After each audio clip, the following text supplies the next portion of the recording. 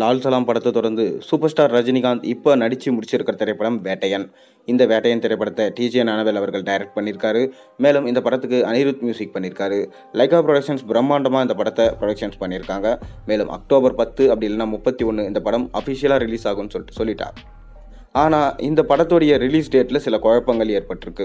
ஏன்னா விடாமுயற்சி படம் முடியும் தருவாயில் இருக்கிறதுனால விடாமுயற்சி படத்தை எப்படியாச்சும் தீபாவளிக்கு கொண்டு வந்துடலான்னு பிளான் பண்ணியிருக்காங்க. ஆனால் விடாமுயற்சி படம் தீபாவளிக்கு வரலன்னா கண்டிப்பாக அக்டோபர் 31 தான் வேட்டையன் படம் ரிலீஸ் ஆகும்னு சொல்லிட்டு எதிர்பார்க்கப்படுது.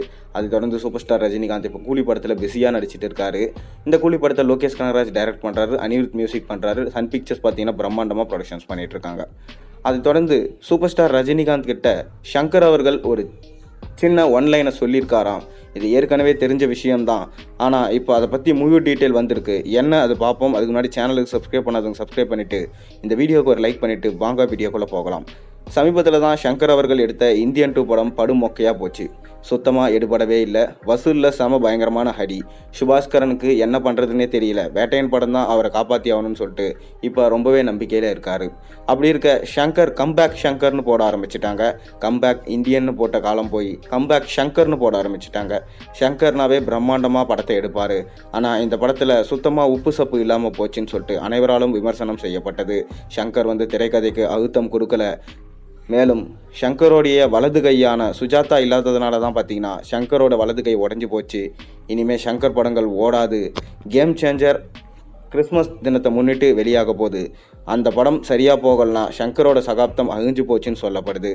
ஆனால் ஷங்கர் தன்னை நிரூபித்துக்காக சூப்பர் ஸ்டாரோட ஒரு கதையை சேர்ந்து பண்ண போகிறாரு. அதாவது 3.0 கிடையாதுங்க, வேல்பாரி நாவலை தான் சூப்பர் ஸ்டார் ரஜினிகாந்த் வச்சு எடுக்க போகிறாரு.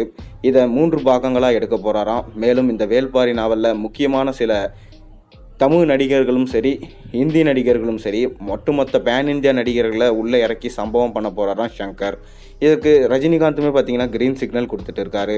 மேலும் சூப்பர் ஸ்டார் ரஜினிகாந்தை வச்சு எந்திரன் 2.0, சிவாஜி த பாஸ் போன்ற பல படங்களை எடுத்து சூப்பர் ஹிட் கொடுத்தவர் ஷங்கர். முதல்வன் 2 எடுக்கலான்னு பிளான் பண்ணார். ஆனால் பாகம் 2 படங்களே வேண்டாம் மற்றும் முதல்வன் 2 படம் கண்டிப்பாக நான் நடிக்க மாட்டேன்னு சூப்பர் ஸ்டார் ரஜினிகாந்த் சொன்னதுனால விஜயை அப்ரோச் பண்ணார் நம்ம ஷங்கர். ஆனால் விஜயும் பார்த்தீங்கன்னா அரசியலில் இறங்கிறதுனால கண்டிப்பாக முதல்வன் 2 பண்ண முடியாதுன்னு சொல்லிட்டாரு. இதனால் வேல்பாரி நாவலை இப்போ கையில் எடுத்திருக்காரு. இந்த வேல்பாரி நாவலில் சூப்பர் ஸ்டார் ரஜினிகாந்த் அவர்கள் இப்போ நடிக்க போகிறது உறுதியாயிருக்கு.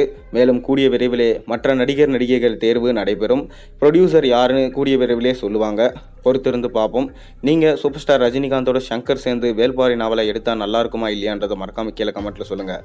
மேலும் சேனலில் போடுற ஒரு வீடியோஸ் மறக்காம சப்ஸ்கிரைப் பண்ணுங்கள், லைக் பண்ணுங்கள், பெல் ஐக்கனை ப்ரெஸ் பண்ணுங்கள். அப்போ தான் நான் போடுற வீடியோஸ் எல்லாம் உங்களுக்கு நோட்டிஃபிகேஷனாக சேரும்.